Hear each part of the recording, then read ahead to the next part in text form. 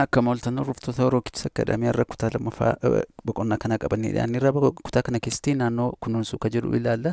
Kunuunsa jechuun egaa wantoota uumamaan naannoo keenyatti argamaniif deeggarsa nuti taasifnu yookiin eegumsa nuti goonuufidha jechuudha. Kaayyoon isaa inni guddaanis qabeenya uumamaa naannoo keenyatti argaman bifa qusannoo fi sirnaan itti fayyadamuudhaanidha jechuudha. Qabeenyota uumamaa arginee mancaasuu osoo hin taane bifa qusannaa qabuu fi sirnaan itti fayyadamuudhaaf yeroo dheeraa akka turan taasisuudhaaf namoota baay'ee akka tajaajilan gochuudha jechuudha kunuunsa jechuuni. Akkasumallee dhaloota dhufuufis bifa ittiin dabarsuu dandeenyudha jechuudha. Akka kunuunsinu yoo ta'e bifa salphaatiin dhaloota booddeedhaan dhufaniif daddabarsuutii dandeenya jechuudha. Hawaasni naannoo isaatti tooftaalee hedduudhaan kunuunsa yeroo taasisus ni argina jechuudha. Wantoota uumamaan jiranii fi inni tokko lafa duwwaa bosoneessuudha jechuudha.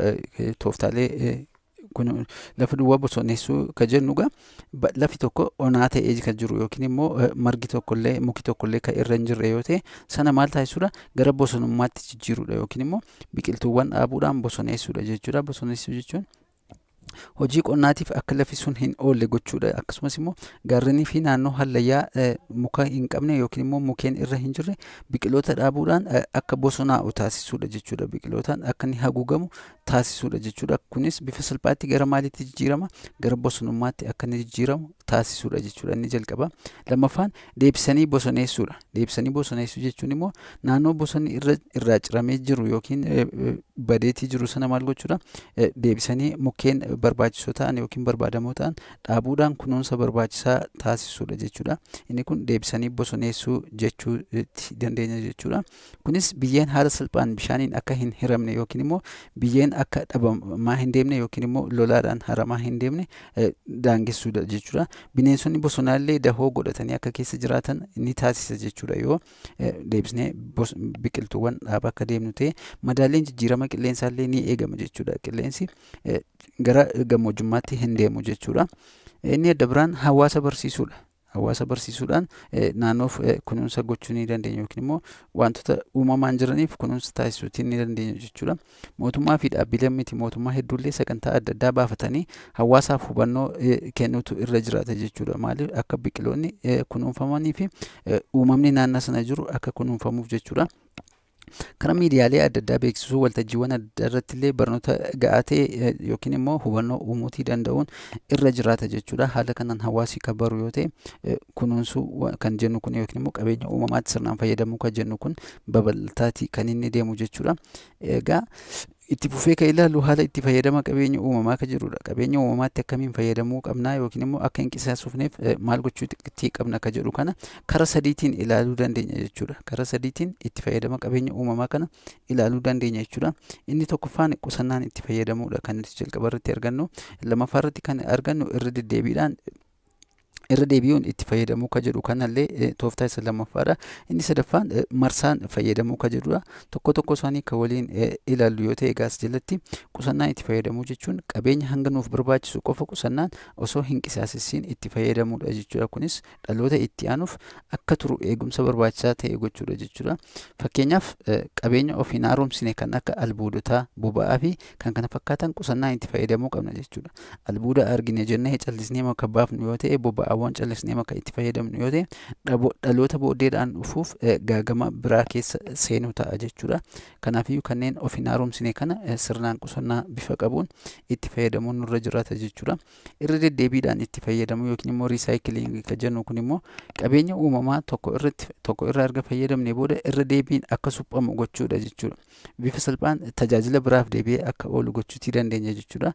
Fakkeenya yoo kan fudhannu ta'e mancaatii bosonaa hir'isuuf meeshaalee tajaajila manaa fi waajjiraaleef oolan suphuuf deebisanii fayyadamuun ni danda'ama jechuudha. Mancaatii bosonaa hir'isuuf wantoota al tokko faabrikeet ta'an yookiin tolfamanii jiran maal gochuudha irra deebinee tajaajila biraadhaaf akka oolan kan taasifnu yoo ta'e bifa salphaadhaan qabeenya sana irra deebiin hojiitti hiikaa jirra yookiin immoo hojiitti seensaa jirra jechuudha. Kan sadaffaa marsaan fayyadamuudha. Meeshaalee gataman bifa haaraan fooyyessanii oomishuun itti fayyadamuun ni danda'ama jechuudha. Osoo hin gatiin yookiin osoo hin qisaasessiin haaromsuu ni dandeenya jechuudha. Kaayyoon kanaas meeshaaleen dheedhii haarofti akka hin qisaasofnee fi meeshaan gataman faalama naannoo akka hin finnellee hir'isuuf ga'ee mataa isaatii qaba jechuudha. Tooftaalee kana sadan fayyadamuudhaan qabeenya uumamaaf eegumsa barbaachisaa ta'e gochuu ni dandeenya jechuudha.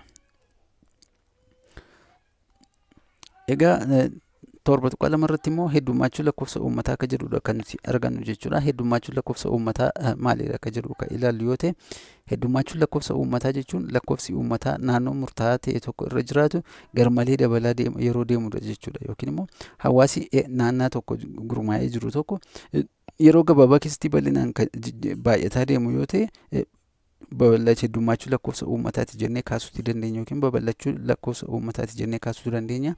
Garmalee dabaluu lakkoofsa uummataa kun immoo qabeenya uumamaa irratti miidhaa guddaa geessisa jechuudha. Yookiin immoo bosonni akka ciramu taasisa, manneen ijaaraman akka babal'atan taasisa. Kun immoo bosonni ciramaa deema, lafti gammoojjummaaf saaxilamaatii deema jechuudha. Heddummachuu lakkoofsa uummataa kunis egaa wal madaaluu dhabuu wanta uumamaan jiru wajjin wal madaaluu yoo dhabe mancaatii qabeenya uumamaa hin barbaachisne geessuutii ni danda'a jechuudha. Manca'inni ni ga'a jechuudha bifa salphaateen. Fakkeenyaaf ciramuu bosonaa, harama biyyee, garmalee fayyadamuu albuudotaa fi kanneen kana fakkaatan illee dhiibbaa biroo baay'ina uummataarraa kan ka'e ga'uu danda'anidha jechuudha. Egaa kan itti fufnee ilaallu torba tuqaa sadii irratti shororkeessummaa kan jedhudha. Shororkeessummaan maali? Dhiibbaan shororkeessummaan geessisu maalidha kan jiru gabaabinaan kan ilaallu yoo ta'e, shororkeessummaan gocha suukkanneessaa rakkoo ijoo addunyaa si'anaa yookiin immoo biyyoota addunyaa hedduu kan dhiphisaa jirudha jechuudha. Yeroo ammaa kanatti shororkeessummaa kan nuti jennu bakka adda addaatti kan dhaga'aa ooludha. Shororkeessummaan kun gocha faallaa seeraa fi safuu uummataa ta'ee garee muraasaan yookiin immoo galma namoota muraasaaf jecha kan raawwatamudha jechuudha. Seenaa addunyaa ammayyaa keessatti illee shororkeessummaan aangoo siyaasaa qabachuuf akka tooftaatti itti fayyadamamaa jira jechuudha. Biyya hedduu keessatti aangoo qabachuudhaaf yookiin immoo siyaasa qaama tokko harkaa baasanii qaama biraa harka galchuudhaaf qaama waraanaa yeroo hidhachiisanii bobba'antu jira. Riphee loltoota hidhachiisanii bakkee adda addaatti yeroo geessantu mul'ata jechuudha. Qaama aangoorra jiru tokko aangoorraa buusanii aangootti darbuudhaaf, akkasumas immoo saamicha albuudaa fi saamicha waan biraaf gareen gurmaa'anii socho'an ni jiraatu jechuudha. Warreen kana shororkeessitoota kan nuti jechuutii dandeenyu jechuudha. Haa ta'u malee kaayyoon isaanii inni guddaan qabeenya hedduu horachuun karaa qaxxaamuraa maal gochuudha? Duroomuudha jechuudha. Warreen shororkeessitoota nuti jennu jechuudha. Kan isaan barbaadan ittiin duroomuu, ittiin beekamuudha jechuudha. Baroota as ijoollee bara 2001 irraa kaasee tarkaanfiiwwan shororkeessitootaa hawaasaaf siivilii fi tajaajila hawaasummaa irratti xiyyeeffachuun badii hamaa geessisan hedduutu jiru jechuudha. Biyyoota addunyaa kutaa garaagaraa keessatti fakkeenya kan fudhannu yoo ta'e, egaa badii suukkanneessaan shororkeessitootaan raawwatame yookiin tarkaanfiin fulbaana 11 bara 2001 giddugala daldalaa addunyaa yookiin immoo World Trade Center biyya Ameerikaa keessatti argamu irratti raawwate isa ijoodha jechuudha. Shororkeessitootaan balaa ga'e isa cimaadha jennee kaasuutti dandeenya jechuudha. Akkuma argaa jirtan miidhaa dhaabbata daldalaa kanarra ga'edha kuni suuraa gamoowwan kana humna waraanaatiin yookiin immoo meeshaa shororkeessitootaan dhiibbaa ga'ee yeroo sana addunyaa shororkeessuu kan danda'e yookiin immoo addunyaa naasuu keessa kan galche jechuudha. Lubbuun namoota hedduullee bakka kanatti kadhabamedha jechuudha. Xiyyeeffannoon shororkeessitootaa inni guddaan iddoowwan tajaajila hawaasaa irratti akkasumas manneen barnootaa, giddugala gabaa fi iddoo bashannanaa fi kan kana fakkaatan irratti xiyyeeffata jechuudha. Maaliif beekamtii isaanii yookiin immoo of agarsiisuuf jecha kan isaan raawwatan bakka hawaasi bal'inaan jiru, bakka manneen barnootaa fi giddugala gabaa akkasumas immoo bakka itti namoonni bashannanan irratti dhiibbaa geessisuu kan isaan barbaadan jechuudha. Yeroo badaa kutaa addunyaa garaagaraa keessatti kanaanis immoo miidhaa hamaa yeroo isaan geessisantu mul'ata jechuudha. Biyyoota ollaa keenyaa keessattuu kanneen akka Soomaaliyaa fi Keeniyaa keessatti illee bal'inaan yeroo shororkeessitootaan dhiibbaan adda addaa ga'u yookiin balaan adda addaa ga'u ni argina jechuudha. Egaa kanaafuu shororkeessummaa ittisuun itti gaafatamummaa lammiilee biyya hundaati jechuudha. Odeeffannoo qaama dhimmi ilaallatuuf kennuudhaan yookiin immoo shakkamaa tokko kan arginu yoo ta'e qaama dhimmi ilaallatutti riippoorti gochuudhaan shororkeessummaallee ittisuun ni danda'ama jechuudha. Keessattuu dhaabbileen barnootaa keessatti barnoonni kennamu kun kan lammiileen dhaabbata sana keessatti barnoota fudhatan dandeettii, ilaalcha, gahumsaa fi ogummaa wajjin horachuutii qabu malee dhimma biraallee itti ba'achuun irra hin jiraatu jechuudha. Ga'umsa odeeffannoo qaacessuun dhugaa barbaaduu fi sababaan hoogganuun akka horatan gochuun illee barbaachisaadha jechuudha. Waan tokko odeeffannoo dhagaan tokko akka qaacessan, akka xiinxalanii fi sababa isaallee akka barbaadan, sababaa fi bu'aa isaallee akka adda baasanii yaadan gochuun barsiisuun illee yookiin gahumsuun illee baay'ee murteessaadha jechuudha. Akkasumas dhaabbilee amantaa aadaa, duudhaawwan, wajjin jireenyaa, nageenya waloo, walqixxummaa dhala namaa fi haqummaa irratti hordoftoota isaanii barsiisuu fi hubachiisuu qabu jechuudha. Warreen kanneen mana amantaa hooggananii kanarratti xiyyeeffachuutii qabu jechuudha bal'inaanii. Maaliif shororkeessummaa hir'isuuf kunneen tarkaanfii murteessoo ta'anii waan yaadamaniif jechuudha. Lammiileen garaagarummaa aadaa, amantaa, afaan, ilaalchaa fi amala qaban wal hubachuun wal danda'anii waliin jiraachuun isa murteessaadha jechuudha. Bakka tokko keessa namooti jiran haala kanaan kan wal hubataa hin deemne yoo ta'e balaan qaqqabuutii mala jechuudha. Akka waliigalaatti biyyoonnii fi hawaasni addunyaa hundi walitti hidhama gama adda addaatiin jiruu fi garaagarummaa uummataa hubachuun nageenya waliitiif dhaabbachuun dirqamadha jechuudha. Lammiileen bakka jiran hundatti dammaqinaan nageenya isaaniillee eeggachuutii qabu jechuudha. Amantaan osoo waliin qoodiin, kutaa gandaa wal osoo hin qoodiin, afaaniin akkasumas ilaalchaa fi amala qaban irratti osoo qoodanii wal hin ilaaliin walitti dhufeenya gaarii uummachuudhaan shororkeessummaallee hir'isuun ni danda'ama jechuudha. Afuraffaarratti kan argannu daddabarsa namootaa karaa seeraan alaa kan jedhudha jechuudha. Daddabarsi namootaa yeroo ammaa kana kutaa addunyaa keessatti bal'inaan kan beekamudha. Karaa seeraan alaa namoota daddabarsuu jechuun gochaa fi adeemsa namoota gowwoomsuun dalagamudha jechuudha. Namoota gowwoomsuun sobuudhaan ukkaamsuu fi bifa kan fakkaataniin namoota fuudhanii biyya tokko gara biyya biraatti hojii hin malleef yeroo daddabarsan ni mul'ata jechuudha. Fakkeenyaaf biyyoota Itoophiyaa kanneen akka biyya keenya keessa karaa seeraan alaa gara biyyoota Arabaatti namooti yeroo deeman gara biyyoota Awurooppaa deemuudhaaf karaa galaanaa yookiin immoo karaa seeraan alaa karaa hin malleen daldaltoota seeraan alaa yeroo geeffaman ni argama. Achi ga'anis balaa hin malleef yeroo saaxilaman yeroo adda addaatti miidiyaa adda addaarraa ni dhageenya jechuudha. Kanarra of eeggachuun hedduu murteessaadha jechuudha. Haala kanaan namoota bakka bakkatti yookiin immoo biyyaa biyyatti daddabarsuun daldala garbaa ammayyaa ta'ee kan beekamudha jechuudha. Yeroo ammaa kanatti osoo namooti hin barbaadin yookiin immoo sossobbaadhaan yeroo gowwoomfamuudhaan bakka biraa geeffaman ni jiraata jechuudha. Dhimmi namoota seeraan ala daddabarsuu kun rakkoowwan gurguddoo addunyaa keenyaa isa ammaa fi isa ijoodha jechuudha. Addunyaa keenya yeroo ammaa keessa jiru kana keessatti biyyoota hedduu keessattis gochi kun miidhaa cimaa gama adda addaan geessisaatii jira jechuudha. Biyyoota addunyaa kutaa garaagaraa kan ilaallu yoo ta'e fakkeenyaaf biyyuma keenya Itoophiyaa keessa gara biyyoota Arabaatti deemanii yeroo adda addaatti dararaan adda addaa, hidhaan adda addaa, doorsii adda addaa, ajjechaan adda addaa yeroo irra ga'u ni argina. Biyyootuma Afrikaa keessaallee biyyoota kanneen akka Afrikaa kibbaa deemanii, Keeniyaa deemanii, Ugaandaa deemanii yeroo balaan irra ga'u ni argina jechuudha. Namoota daldaltoota seeraan alaan sossobamanii jechuudha. Keessattuu hawaasni biyyoota guddatan keessa jiran miidhamoodha jechuudha. Gareen hawaasa daddabarsa seeraan alaatiif baay'inaan saaxilamoo ta'anis dargaggootaa fi daa'imman irratti xiyyeeffata akkasumas shamarran irratti xiyyeeffata jechuudha. Bal'inaan kanneen kan gara sanatti geeffamuuf fuudhamaniitii deemanii. Keessattuu dubartoonni fi daa'imman rakkoo kanaaf daran hedduminaan saaxilamoodha jechuudha.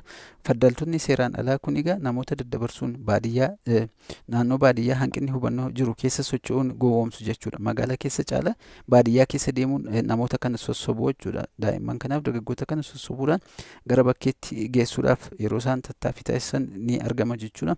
Tooftaan isaan namoota ittiin gowwoomsan keessaa inni ijoonis maqaa hojjetaa fi hojjechiisaa wal qunnamsiisuu jedhuudha yookiin immoo carraa hojii isin uumna bifa jedhuutiin kan isaan namoota kana gara biyya biraatti geessuudhaaf dirqama sochii taasisan jechuudha. Namoonni hojii mijataa fi kaffaltii fooyya'aa argatu jechuun illee yeroo sossobuudhaan maallaqa irraa fudhachuun ni mul'ata jechuudha. Haala kanaan miidhaan yeroo irraa ga'u ni argina. Namooti haala kanaan sobamanis bakkaa bakkatti daddabarfamuun rakkoo hedduuf ni saaxilamu jechuudha. Miidhama qaama ta'uu danda'a, hanga lubbuun darbuu fi xiinsammuudhaan illee yeroo itti miidhaman hedduu argaatii oolla yookiin immoo miidiyaalee adda addaarraa odeeffannoo akkanaa ni arganna jechuudha. Inni kunis sababa ijoodha jechuudha. Rakkoo namoonni seeraan ala daddabarfamuutiin qaqqaban wantoota muraasa kaasuu dandeenya.